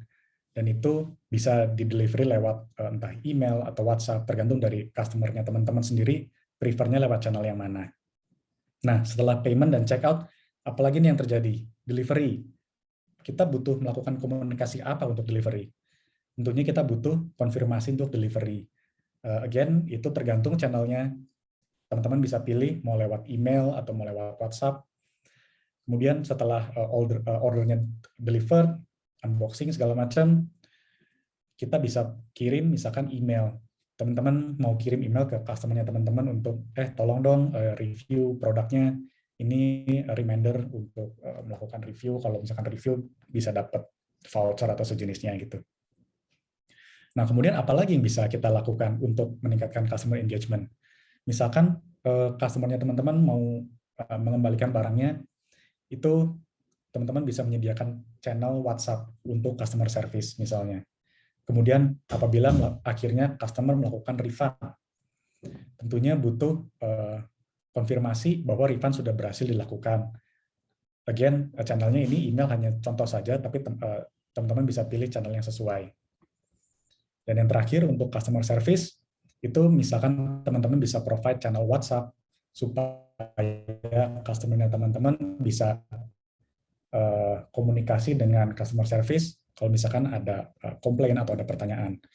Nah, mungkin kalau teman-teman notice, ini di sepanjang buyer journey ini, saya batasin untuk email dan WhatsApp, itu tujuannya untuk simplifikasi, tapi sebenarnya sesuai dengan yang tadi saya kasih lihat juga, Twilio itu punya macam-macam channel lain, seperti SMS, seperti voice call, ya WhatsApp dan email tentunya, dan video juga. Jadi itu semua tergantung dari teman-teman sendiri mau channelnya seperti apa. Ini hanya ilustrasi saja yang menunjukkan bahwa Twilio bisa bantu untuk use cases seperti ini. Nah, ini salah satu customer kita di bidang retail dan e-commerce yang sudah pakai Twilio. yaitu eBay. Saya yakin teman-teman pernah dengar eBay dan mungkin pernah pakai juga. Nah, eBay ini pakai Twilio untuk promotion, untuk customer loyalty, dan untuk point of purchase. Itu menggunakan channelnya email. Jadi email dari Twilio sendiri. Nah, kenapa eBay pakai Twilio? Karena menurut mereka API dari Twilio sendiri itu sangat customizable dan punya kapabilitas untuk real-time analytics dan juga reliable dan scalability. Maksudnya reliable di sini, jadi email yang dikirimkan melalui email API-nya Twilio itu pasti masuk ke inbox, itu nggak masuk ke spam atau ke junk folder misalnya. Jadi di situ ada sisi reliabilitas.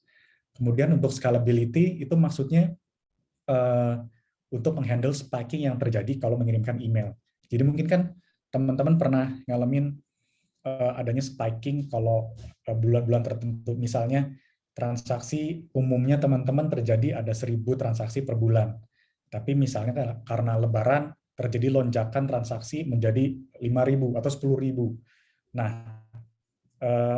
email API dari Twilio itu bisa menghandle untuk spiking tersebut. Jadi nggak perlu khawatir emailnya nggak akan sampai karena ada lonjakan tersebut. Nah, impact dan ROI-nya seperti apa dari eBay dalam menggunakan API dari Twilio? Itu terjadi significant improvement dalam click-through dan sales yang didrive oleh email. Ini quote dari Director of Marketing dari eBay. Jadi dengan bantuan Twilio SendGrid adalah nama email API kita. Jadi eBay mampu berkembang menuju one-to-one personalization solution yang menggunakan real-time customer engagement data. Jadi solusi email dari Twilio itu mentransformasi email marketing di eBay. Nah, ini contoh kedua yang saya mau ceritakan ke teman-teman. Ini dari Galeries Lafayette di Champs-Élysées. Ini mungkin teman-teman pernah lihat Galeries Lafayette itu di Pacific Place ya di Jakarta. Nah, itu kebetulan menurut saya salah satu contoh penggunaan WhatsApp Twilio yang cukup inovatif, cukup unik. Jadi mereka pakai WhatsApp dari Twilio itu untuk retail clienteling. Jadi untuk customer-customer yang mau berkomunikasi dengan personal stylist. Jadi mereka pakai Twilio API, Twilio SMS, dan voice. Nah, kenapa Galeri Lafayette pakai Twilio? Itu karena dari Twilio sendiri. Nah, impact dan ROI-nya seperti apa? Nah, sejak launching, ada 18.000 customer yang sudah daftar untuk berbicara dengan personal stylist, dan juga sales-nya sudah meningkat jadinya. Yap, jadi ini quote juga dari Head of Digital Innovation dari Galeri Lafayette, bahwa menurut dia harusnya sudah tidak ada pemisahan antara digital dan physical untuk retail. Jadi online dan offline itu sudah seamless. Dan ini contoh customer-customer kita di bidang retail yang sudah kita support dari Twilio. Jadi ada macam-macam, ada Marks & Spencer, ada eBay, Deliveroo, dan juga Gojek. Cukup populer juga di Indonesia. Nah, jadi next step-nya seperti apa nih? Next step-nya bisa macam-macam, teman-teman bisa masuk ke superclass kita untuk kenal lebih dalam tentang Twilio, kemudian bisa lebih tahu juga tentang professional services dari Twilio untuk implementasinya. Selanjutnya engagement center buat teman-teman yang mau ikutan hackathons kita, atau build partners, yaitu untuk teman-teman yang berminat jadi Twilio consultant lewat Twilio Build Partners Program. Tetapi yang saya mau tekankan adalah coba dulu saja. Teman-teman bisa masuk ke link ini untuk coba pakai Twilio. Untuk coba pakai Twilio itu sangat gampang. Twilio teman-teman tinggal sign up, register, dan teman-teman bisa langsung coba Twilio. Kita sudah sediakan produk kredit di situ, jadi teman-teman bisa explore, coba-coba. Kalau misalkan ternyata Twilio memang solusi yang teman-teman butuhkan, teman-teman bisa langsung daftar dengan kartu kredit, dan kita charge-nya adalah pay per usage. Jadi bukan seperti subscription di mana teman-teman harus bayar tiap bulan dengan jumlah yang fix, tetapi kita hanya charge yang teman-teman pakai saja. Misalkan balik lagi tadi email ya, WhatsApp misalnya, teman-teman kirim 100 message per bulan, Dan 100 message itu saja yang kita charge. Misalkan bulan depannya hanya 50, ya 50 itu saja yang kita charge. Jadi kita bukan seperti subscription, tapi kita pay per usage. Oke, mungkin itu aja dari saya. Oke, terima kasih Irwing. Nah, teman-teman kalau misalnya mau bertanya mengenai Twilio juga dan apa sih yang bisa dibantu dengan Twilio untuk teman-teman bisa langsung drop chat aja. Nah, sekarang kita akan masuk ke Q&A. Mungkin dari Mas Aero juga bisa bergabung. Aku undang kembali ya, Mas Aero. Oke. Ya, kembali. Oke, sebentar aku add spotlight. Oke, ini udah banyak banget pertanyaan sebenarnya untuk Irwing dan juga Mas Aero. Kita mulai masuk dari Mas Aero ya. Ini Irwing juga agak stop, I think internetnya. Nih Mas Aero untuk pertanyaan selanjutnya. Ini ada pertanyaan. Oke. Dari Aditya, butuh waktu berapa lama sih untuk dapat customer journey yang memudahkan customer? Sampai batas mana kita bisa mastiin ini bahwa ini merupakan journey yang paling pas dan juga sesuai dengan kebutuhan customer? Dan berapa kali kita harus review itu, Mas? Perlu waktu butuh berapa lama tergantung dari kompleksitas dari bisnis itu sendiri. Tapi biasanya memang kalau desain sih cepat ya, 1 bulan itu harusnya udah oke. Tapi kan desain is just on paper, tapi realitinya kita harus adjust lagi. Itu kita paling nggak 1 semester baru tahu, oke, this is the real pain point dan the real expectation. Baru kita rubah lagi desainnya. Kemudian berapa lama kita harus review itu? Kalau saya sih review setiap minggu ya. Wow. Jadi setiap minggu kita selalu ada grafik pergerakan, angka komplainnya nambah nggak sih untuk aspek tertentu gitu. Dan khusus untuk NPS report atau satisfaction score itu kita ada review monthly. Jadi setiap bulan kita selalu review. Jadi weekly and monthly. Kemudian sampai batas mana CX itu dikatakan udah cukup. Ini bocoran aja. Jadi kalau teman-teman tergantung preference-nya, kalian melihat efisiensikah atau kalian melihat satisfaction dan persepsikah. Nah, itu 2 hal yang beda. Kalau kita melihat efisiensi, maka kalian harus melihat dari berapa banyak kita berhasil menurunkan angka komplain di customer service dan versus investment yang kita tanamkan. Jadi misalkan agent-nya tadi 50, oh tiba-tiba tiketnya month over month karena CX-nya udah bagus turun nih setengahnya. Jadi kita cut agent dan itu kan penghematan uang. Nah, disitulah kita bisa sebut CX udah optimum. Kemudian untuk masalah persepsi dan skor NPS, itu kalian harus punya target apakah 60%, ataukah 70%, atau justru 90%. Nah, it depends on your business. Tapi bocoran, kalian dapat NPS 60% aja itu udah bagus banget. 60% itu artinya total orang yang mempromosikan brand kalian ke orang-orang yang lain, setelah dikurangin dengan jumlah detractors yang komplain atau yang negatif sentimen. Itu sih. Oke, baik. Thank you, Mas Aero. Irwing sudah bisa bergabung lagi ya internetnya? All good? Oke. Teman-teman, sebelum kita masuk pertanyaan selanjutnya, untuk teman-teman yang hadir ke acara ini tapi belum daftar sebelumnya, belum isi registrasi form kita, boleh langsung sambil diisi dulu, sambil mendengarkan sesi Q&A ini, aku berikan linknya untuk di chat ya teman-teman, boleh diisi, supaya kalau misalnya teman-teman berkesempatan dapat dari giveaway kita, yaitu AirPods 2. Oke, untuk pertanyaan selanjutnya, sebelum kita ke Irwing, ada satu lagi nih Mas Aero.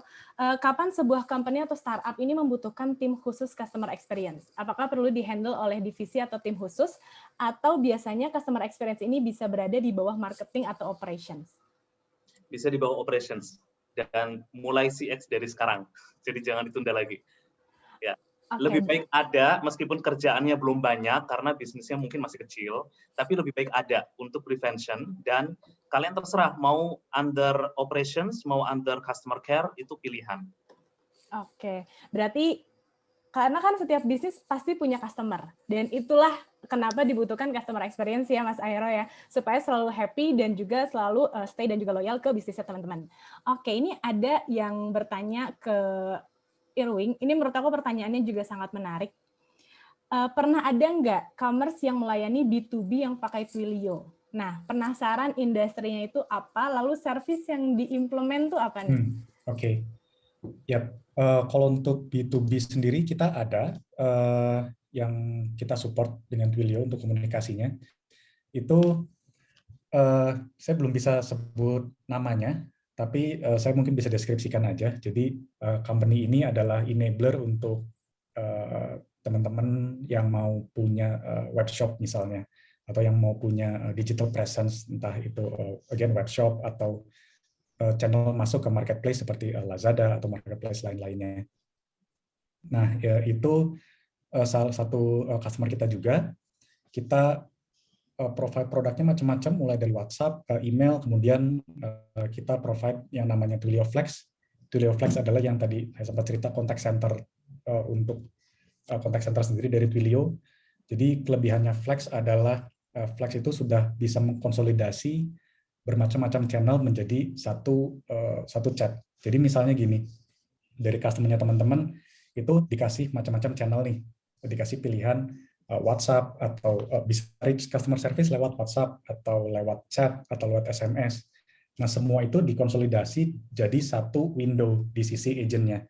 Jadi agent nggak perlu buka macam-macam platform. Oh, dia kalau ada WhatsApp dibuka WhatsApp, kalau ada SMS dibuka SMS, kalau ada chat dibuka chat, nggak usah. Tapi dia cukup satu window aja, yaitu window Twilio Flex ini. Kemudian selain itu juga Twilio Flex bisa integrasi ke CRM-nya teman-teman. Jadi ketika agentnya tuh komunikasi dengan si customer, si agentnya bisa sambil melihat informasi apa yang ada di CRM. Misalnya pembelian di masa lalu untuk customer tersebut, misalkan dulu pernah beli barang apa atau sekarang lagi lihat produk apa, sehingga si agentnya punya konteks lebih untuk menjawab keluhan si customer tersebut. Oke, thank you Irwin. Semoga menjawab. Kalau ada pertanyaan selanjutnya boleh langsung ditanyain ya untuk follow up questions. Oke, next questions ini dari Reza Felix. Seberapa sering sih kita harus melakukan riset pelanggan dan dalam hal apa aja yang kita riset? Dan caranya itu mungkin bagaimana singkatnya nih Mas Aero? Dan apakah riset khusus dengan kuesioner ke pelanggan, datang langsung, mengolah data, atau seperti apa? Mungkin nanti follow up-nya setelah Mas Aero sudah menjawab, mungkin dari Irwin bisa menambahkan kira-kira dengan kita punya hasil dari riset pelanggan itu, apa sih yang kemudian bisa kita kalkulasikan atau kita gunakan untuk dari communication channel itu sendiri. Mungkin silakan Mas Aero. Oke, good question. Bagaimana cara untuk melakukan survei? Jadi survei itu ada dua. Yang tadi saya sebutkan ada primary survey dan ada ad hoc survey. Untuk primary survey itu udah harga mati. Teman-teman harus punya namanya NPS atau survei kepuasan ke seller juga harus ada. Nah, itu kita kirimkan setiap transaksi dibuat. Jadi customer-nya logiknya itu harus beda-beda ya. Jadi mereka nggak akan terima the same survey setelah mereka 3 bulan. Jadi after 3 months to make sure bahwa semua populasinya kena. Nah, itu logic survey in details harus benar-benar didesain sedemikian rupa sehingga surveinya itu tidak terlalu banyak ke customer yang sama gitu. Cuman survei itu harus ada setiap hari. Karena kalau di Lazada NPS itu akan dikirim 14 hari setelah order dibuat oleh satu pelanggan. Ya, jadi setiap pelanggan itu pasti dapat. Nah, itu survei primary. Kemudian di NPS, di satisfaction survey itu kan ada benar-benar anakan follow up questions. Apa yang membuat mereka happy nggak happy. Nah, kemudian karena itu aspeknya banyak sekali ya, tadi sudah disebutkan end-to-end journey itu kan mulai dari browsing sampai ke CS, nggak akan cukup waktunya teman-teman untuk mengolah data dan untuk tahu semuanya dalam satu waktu. Jadi harus dipecah-pecah. Misalkan bulan ini saya fokus ke topik pengiriman. Nah, bulan depan kita fokus research additional kualitatifnya untuk deep dive tentang browsing misalkan. Jadi harus ada schedule gitu. Cara ngolah datanya automate. Kita punya dashboard, kita punya third party. Nggak tahu Twilio mereka punya survei platform atau tidak, tapi mungkin nanti bisa ditanya. Jadi untuk membuat NPS survei online di platform itu dan diintegrate ke API-nya perusahaan teman-teman melalui API dashboard. Nah, itu caranya yang paling benar. Jadi biar nggak manual. Oke, thank you Mas Aero. Mungkin kalau dari Irwin? Oke, mungkin tambahan sedikit aja. Memang survei NPS itu kan penting banget. Cuma yang nggak kalah penting itu adalah metode untuk melakukan surveinya tersebut. Jadi itu juga harus disesuaikan dengan again preferensi dari customer-nya teman-teman. Jadi misalkan kita melihat preferensi customer itu dari mana sih? Itu kan bisa dari misalnya membayangkan target customer-nya teman-teman sendiri seperti apa sih? Misalnya teman-teman punya bisnis jualan alat-alat ibu dan anak misalnya. Berarti kan target customer-nya adalah ibu-ibu. Oh, mungkin ibu-ibu nggak punya waktu untuk buka email. Mungkin ibu-ibu senangnya lewat SMS atau WhatsApp karena sembari sibuk ngurus anak, jadi lebih pegang HP dibandingin harus cek email. Jadi mungkin survei yang dilakukan harus melalui WhatsApp atau SMS, misalnya seperti itu. Oke, thank you Irwin. Next question-nya dari Joshua. Apakah tidak bisa nih Mas Aero kita kembali lagi ke semula yaitu konvensional atau offline walaupun pandemi sudah usai? Ini in the future-nya ya. Dan apakah retail sekarang sudah harus masuk ke marketplace yang sudah mature? Dan soalnya kalau misalnya banyak experience-nya yang punya website sendiri gitu, kadang-kadang engagement-nya kurang dan susah untuk bikin journey UX, kemudian customer service-nya, experience-nya, dan lain-lain. Good questions. Jawabannya adalah bisa dong, karena offline bisa balik setelah pandemi. Tapi masalahnya kan kita nggak tahu kapan pandemi berakhir. Jadi daripada teman-teman tidak ada income, bisnisnya nanti terkendala, sekarang harus mulai kreatif untuk mentargetkan channel lain selain offline. Nah, apa channel lain selain offline? Apakah bikin website sendiri? Ya, itu salah satunya iya, tapi kan butuh investment besar dan in terms of operations juga tidak simple ya. Jadi yang paling simple sebenarnya ikut ke marketplace, entah teman-teman jualan di Lazada atau jualan di Tokopedia, Shopee. Kalau menurut saya, mending trial aja semuanya gitu. Trial semuanya, apapun channelnya, udah hajar dan nanti kan bisa dilihat apa yang paling optimal. Nah, yang paling optimal itulah teman-teman harus fokusin. Oke, berarti strategi yang paling optimal adalah di channel A, saya harus lebih mempersiapkan CX-nya dengan lebih baik, misalkan. Oke, noted. Selanjutnya dari Sabrina, ini mungkin lebih untuk Irwin nih ya. Apakah Twilio pernah handle klien yang customer-nya di rural area dan non-tech savvy, kayak punya HP, namun notifikasi hanya visible untuk WhatsApp dan SMS aja, tidak bisa lewat email? Dan mungkin implementasinya seperti apa? Ini mungkin saya assume yang non-tech savvy ini customer-nya teman-teman ya. Jadi balik lagi, Twilio punya banyak banget channel itu sesuai dengan kebutuhan teman-teman sendiri. Jadi bisnisnya teman-teman seperti apa, customer yang teman-teman punya seperti apa. Kalau misalkan memang teman-teman ngerasa oh customer kita bukan yang tech savvy, hanya punyanya SMS. Misalkan even email nggak punya, atau WhatsApp aja mungkin belum tentu, karena pakainya mungkin HP Nokia yang zaman dulu misalnya gitu. Itu nggak masalah, kita bisa menyesuaikan. Jadi di sini saya pengen teman-teman ngelihat Twilio itu sebagai partner untuk improve customer engagement. Jadi mungkin kalau teman-teman mau meningkatkan customer engagement, itu bisa diskusi sama kita, ya, like what is the best way to improve our customer engagement nih. Dari Twilio akan diskusi, akan tanya, oh gimana customer profile-nya seperti apa, kontennya seperti apa, use case-nya seperti apa, apakah promosional, apakah order notification, ataukah customer service, dan dari situ kita akan provide, oh menurut kita channel yang paling cocok adalah yang ini, karena dengan channel ini, contoh misalkan dengan channel SMS misalnya, teman-teman bisa reach customer lebih efektif lagi nih dibandingin pakai video misalnya. Karena again tadi misalnya customer-nya di rural area, non-tech savvy. Gitu. Oke, berarti bisa dikonsultasikan gitu ya, Mas Irwin, bisa didiskusikan biar teman-teman bisa menemukan ways terbaik untuk membantu bisnis teman-teman seperti apa. Nah, sebelum kita next questions lagi nih teman-teman, saya mau ingatkan yang belum registrasi sebelumnya, yang sudah join tapi belum registrasi, bisa langsung registrasi di link yang sudah di kolom chat. Dan kemudian sambil kita masuk questions yang selanjutnya, aku mau ada polling dulu. Jadi kita sambil teman-teman isi polling sambil mendengarkan jawaban dari speaker kita hari ini ya. Aku bantu untuk launch poll. Baik. Oke, next questions-nya nih. Mas Aero, kira-kira kalau misalnya kita ada customer experience yang tidak baik dan ternyata penyebab customer experience yang tidak baiknya itu ada di stakeholder kita atau partner bisnis kita. Nah, ini mungkin solusinya seperti apa? Pernahkah terjadi di Lazada? Oh, jangan tanya, sering. Jadi saya kan under customer care ya. Jadi apapun permasalahan tentang CS yang komplain oleh pelanggan, CS kita kurang mampu dalam menjawab masalah dan lain-lain. Nah, itu kan tanggung jawab saya dan juga tim operations. Tapi itu rumah tangga kita. Tapi ada umbrella yang lebih besar lagi. Kenapa orang-orang itu komplain ke CS? Nah, itu kan pasti ada something wrong. Oh, mereka komplain ke CS, tiketnya naik. Itu karena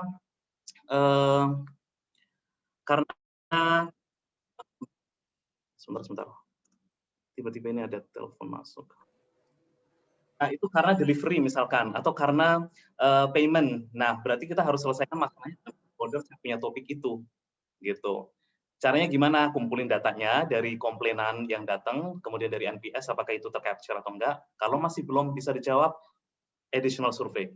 Kenapa sih Anda tidak suka dengan ini? Baru kita semua insight kita kumpulin, baru kita ke stakeholder tersebut dan minta dia untuk improve bareng-bareng. Gitu. Oke, thank you. Mungkin dari Irwin ada tambahan?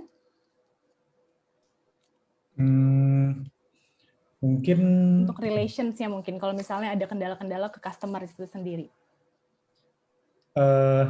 kalau menurut saya lebih ke, ya balik lagi sih, channelnya seperti apa yang di prefer oleh customer sendiri, karena ya memang ada banyak faktor yang bisa mempengaruhi, kayak stakeholder.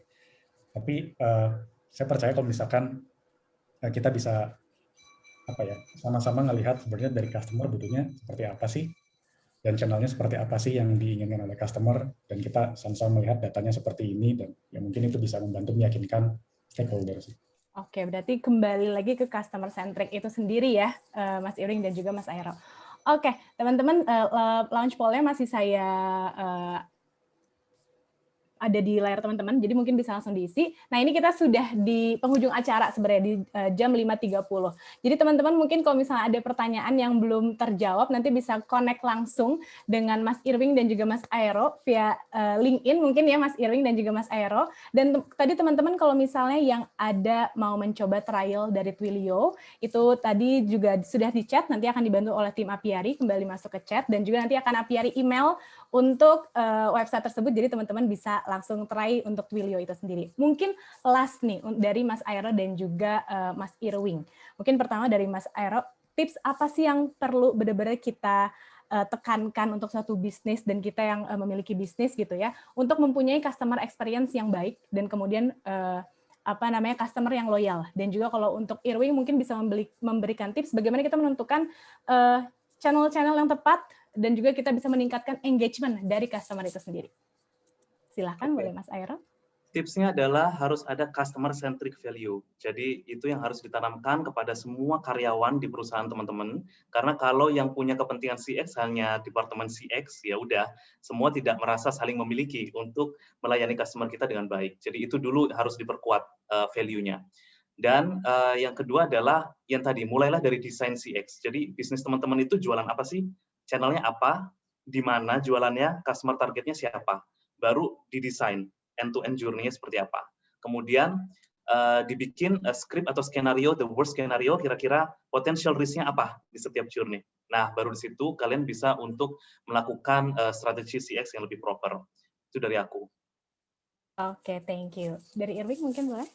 Ya, saya setuju banget sama poinnya Mas Aero, bahwa customer centric mindset itu sangat penting, itu yang harus jadi inti dari setiap Halo, suaranya ya, hilang. Agak hilang, Mas Irwin. Oke, nggak apa-apa, kita sambil nunggu Irwin. Teman-teman yang mau connection sama Mas Aero, boleh ya di via LinkedIn ya Mas Aero. Nanti akan kita berikan LinkedIn-nya, dan juga untuk Irwin juga nanti akan kita berikan LinkedIn-nya. Aku boleh ini, aku cuma mau nyampein satu slide. Tadi ada pertanyaan gimana cara ngitung NPS. Ya, ini singkat aja sih, cuma 2 menit. Sambil kita nunggu Irwin. Let me share my screen. Teman-teman udah lihat belum slide saya? Yes. Oke. Nah, tadi ada pertanyaan di chat, saya lihat bagaimana cara menghitung NPS. Jadi ini in general NPS konsep itu adalah Net Promoter Score, di mana skalanya itu dari 0 sampai 10. Jadi pertanyaan yang kita ajukan ke pelanggan adalah bukan seberapa puas Anda terhadap brand atau pelayanan kami, tapi seberapa jauh Anda merekomendasikan brand terhadap family, keluarga, dan sanak saudara. Nah, ini 0 sampai 10, 0 sampai 6 ini kita anggap mereka detractors, artinya mereka yang tidak suka terhadap service kita. 7-8 adalah netral, biasa aja, dan 9-10 adalah promoters. Nah, karena NPS singkatannya Net Promoter Score, berarti jumlah total populasi promoters ini dikurangi dengan jumlah total detractors 0 sampai 6 ini dibagi dengan total responden dari 0 sampai 10 kalikan 100%, baru kita dapat hasil skor NPS in percentage. Semoga menjawab ya. Oke, terima kasih Mas Aero. Ini Irwin sudah kembali? Boleh? Oke. Boleh, silakan Irwin dilanjutkan. Ya, tadi kan dari sisi ini ya, customer mindset centric itu sangat penting. Kemudian mau nambahin aja sedikit tadi pertanyaan yang sebelumnya ya. Jadi apakah dunia akan kembali seperti sebelum pandemik untuk masalah retail? Menurut saya mungkin agak susah karena customer sudah merasakan betapa convenient untuk melakukan pembelian online. Jadi kalau misalkan teman-teman sempat baca juga penelitian dari Bain dan Google mengenai e-commerce dan retail landscape di Southeast Asia dan Indonesia, itu juga menginformasikan hal yang sama. Jadi customer akan prefer untuk channel digital. Tinggal gimana kita bisa mereplicate customer experience yang customer sudah rasakan di offline menjadi online. Nah, kalau misalkan online itu kan kita nggak bisa, misalkan tokonya wangi misalnya, itu kan kita nggak bisa. Tapi kita bisa lakukan dengan cara lain, yaitu dengan mengimprove customer engagement dengan channel-channel yang ada tadi, yang di-prefer oleh customer. Jadi memang itu yang bisa kita explore untuk meningkatkan customer engagement.